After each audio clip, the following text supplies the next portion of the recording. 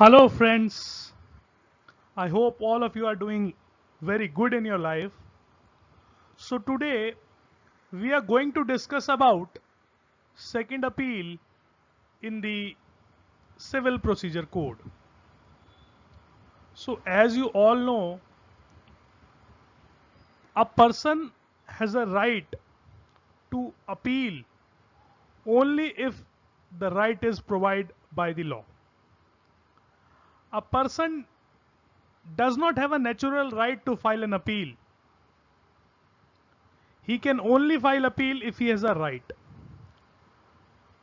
So generally we see that one right to appeal is usually there in every law. But when it comes to second appeal, the chances are very less. The reason is we have to restrict the litigation. We have to end the litigation. If there are uncountable rights to appeal, then there would never be peace, there would always be multiplicity of proceedings, and there would always be, a kind of unsatisfaction among the parties, and they would keep lingering on. Right now, when we have only one right to appeal, even then we take so many years to dispose of cases. So if we provide the right to appeal in very casual way, it would create lot of problem, because Indian judicial system is already overburdened with so many cases. So this second appeal right is restricted right. It is only provided in certain cases. We will see in this video when you can make a second appeal. Right. So I have tried to make this video in points. So let us see the provisions of second appeal are covered in section 100 to section 103, section 107 and 108, and order 42 deals with second appeal. A second appeal always lies in the High Court. But let me tell you an exception to this rule.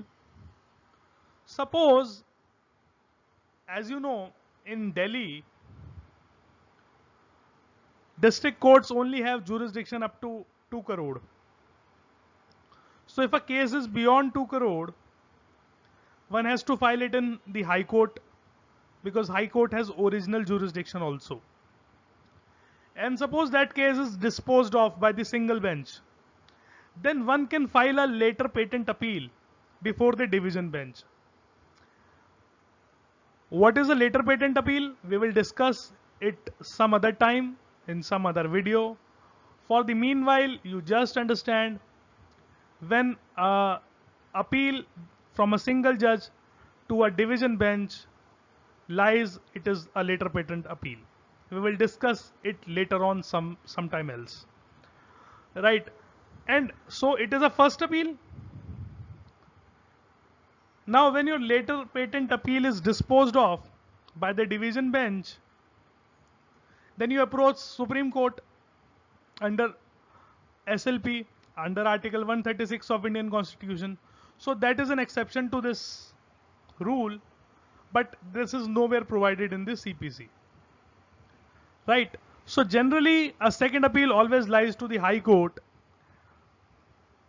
You can consider, if a civil judge dispose of a case, then it first appeal would go to the, district court, and then to the High Court. So second appeal always lie to the High Court, and generally second appeal is not permissible. It is in very limited cases second appeal is allowed. So this right is restricted. Right. Such appeal is maintainable only on question of law alone. We will discuss this aspect, this question of law, in the later slide of this video. What is the substantial question of law? I will also illustrate by example what is substantial question of law. But substantial question of law, for the meanwhile, you can say that it is something very important. So suppose if you file a appeal before district court, and district court disposes of your appeal. So generally you cannot appeal to the high court. But in case you want to file an appeal, that can only be in high court. Right. So we will discuss substantial question on just a bit. An appeal lies also against an ex parte decree. So ex parte decree, you all know, when a matter is proceeded without a party, it is an ex parte decree. So an appeal also lies against that order of the court. No second appeal lies except on the ground mentioned in section 100. No appeal can be filed on question of fact, question of law, or mixed question of fact and law. So that has to be only substantial question of law. It cannot be a question of fact. It cannot be a question of fact. It cannot be a question of law. And it cannot be a mixed question of fact or law. It has to be only substantial question of law alone. Right? No second appeal lies in money decree where the amount does not exceed 25,000. Very reasonably so, because the amount is very less. The memorandum of appeal must state substantial question of law. So when you file a second appeal, you must mention according to you what substantial question of law is there involved, which you want to be decided by the high court. Right? Now, once you file your second appeal, the high court should formulate substantial question of law while admitting the appeal. So it is just like framing of the issues by the trial court. The high court formulate the substantial question of law. The appeal will be heard only on such question. The court will hear the appeal only on that question. It would not entertain your arguments on the other aspect of the pleadings. It would only entertain on the aspect of substantial question of law. Right? The High Court has power to hear appeal on other substantial question of law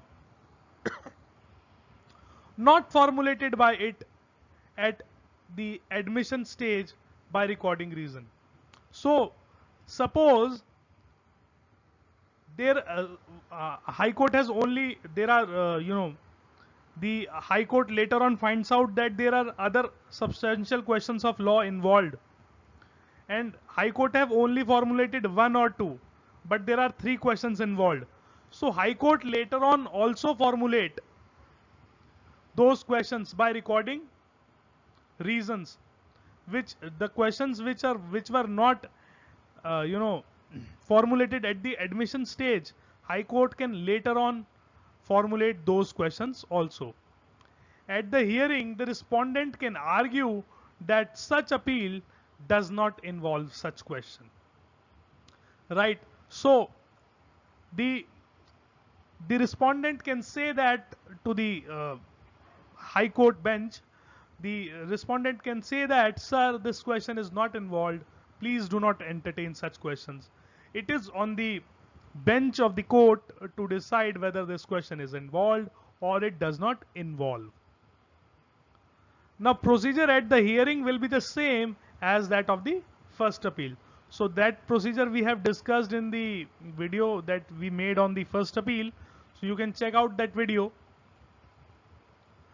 Now, no letter patent appeal lies against the decision in second appeal.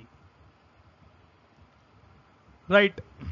So these are important points which are related to the second appeal. I have tried to formulate it.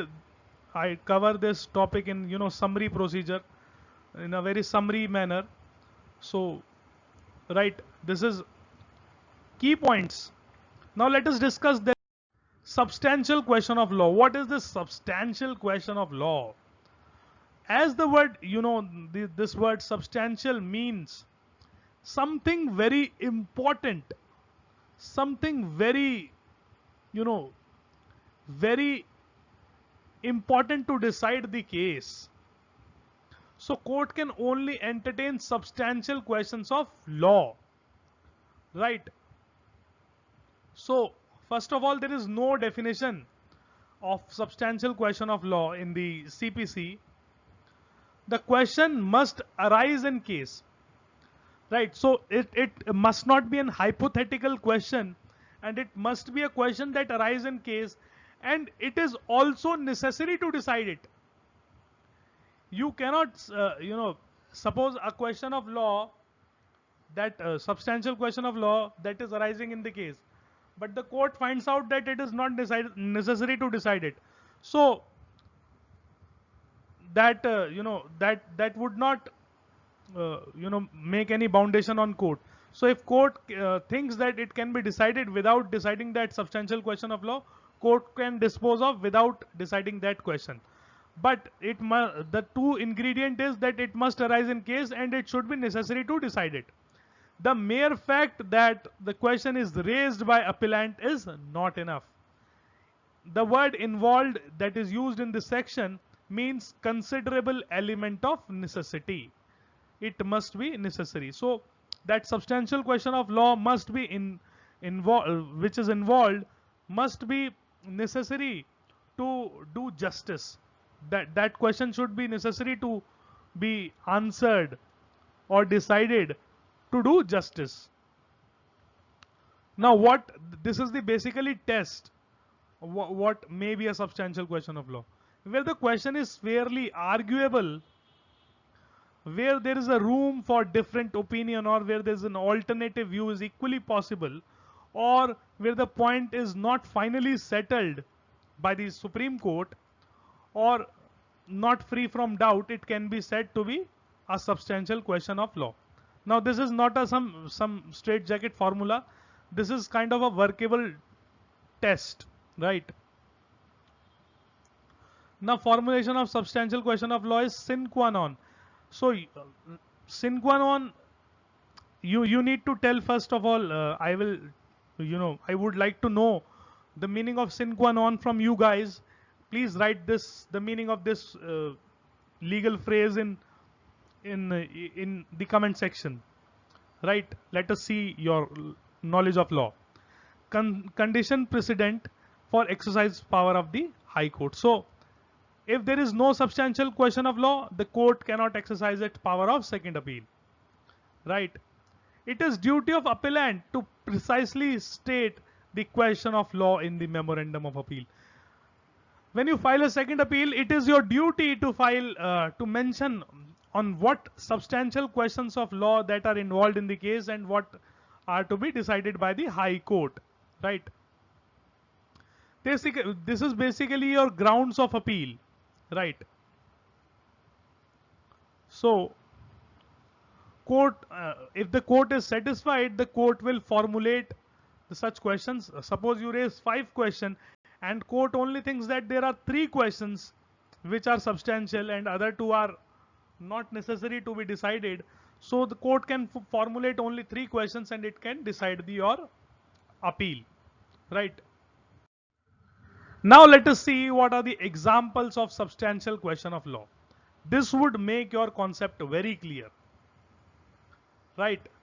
So where there is conflict of judicial decision, suppose Madras High Court says something else, Guwahati High Court says something else, or Bombay High Court says something else on certain aspect, right? So that needs to be settled by, and you know that binding of one High Court, judgment of one High Court is not binding on another High Court. It is a very important document to the High Court deciding the question, but it is not a foundation for Delhi High Court to follow something which has been, if a judgment is given something by Bombay High Court, Delhi High Court can take a contrary view also, if the Delhi High Court thinks so, right? So where there are conflict of opinion, it can be said that it is a substantial question of law.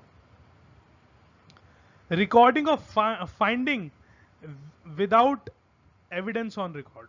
So suppose in your case, court comes to some conclusion without evidence of that thing on record.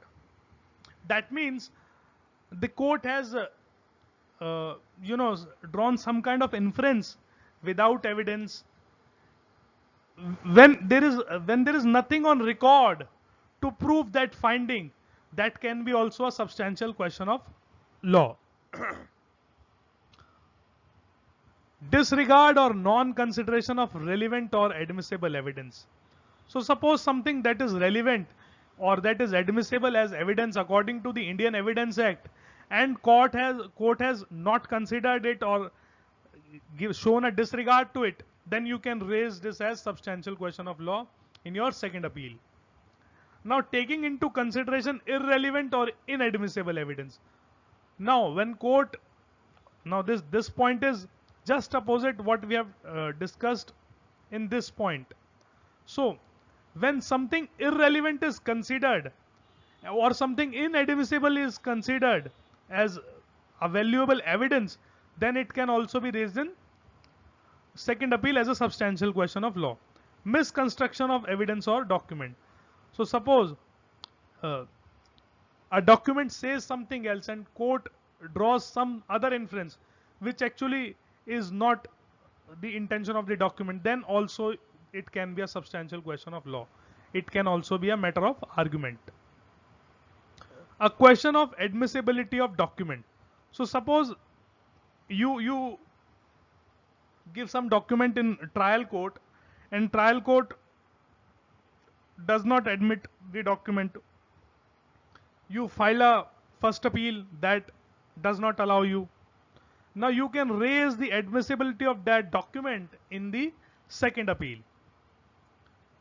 Now when the onus is placed on the wrong parties, that means when it is not your duty to prove certain fact and the court wrongly shifts the burden to prove it on you, then it can also be a ground of then it can also be a ground of second appeal, as it involves a substantial question of law. Now disposable of appeal before disposing an application for additional evidence. So in last video also we have discussed order 41 rule 27. Suppose you find something new, an additional evidence which was not available to you at the time when trial court decided the case. So you have made an application for additional evidence and that is pending, and without deciding that application, right, if your first appeal the first appellate court decided your appeal, then you can also raise this as a substantial question of law in your second appeal, right? Now what would not be a question of law? Where a new case is sought to be made out in second appeal. Now you are trying to make a totally a new case in your second appeal. That would not be entertained because that was not your case in the trial court. Now suppose there is a dispute between a tenant and a landlord. Now the landlord has lost his case on bona fide requirement. Now in second appeal he tries to raise that this man is doing something illegal. This man is doing something illegal. His business is illegal. So now you are raising a totally new point. So that cannot be raised in second appeal. You have to file a separate case if he is doing something illegal. Now concurrent finding recorded by the courts below of concurrent finding of fact, right? So suppose a trial court draws a different fact, suppose a civil judge draws a different fact, finding of fact, and district court comes to a different conclusion on a fact aspect, but that cannot be raised as a question of law.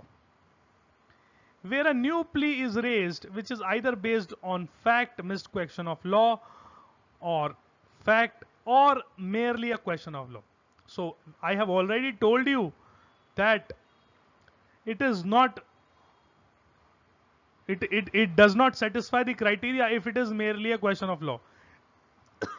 It has to be a substantial question of law. Right. Now, where the question is too general, then also it would not be allowed as in second appeal. Where the question is finally concluded by the Supreme Court or the Privy Council or the Federal Court, then also it would not be allowed. Right. So, friends, I guess I have made the concept clear in this video. So if you like this video, please hit the like button. If you have any questions related to second appeal, you can post in the comment section. I will try to answer all your questions. And don't forget to write the meaning of sine qua non in the comment section. Thank you for watching.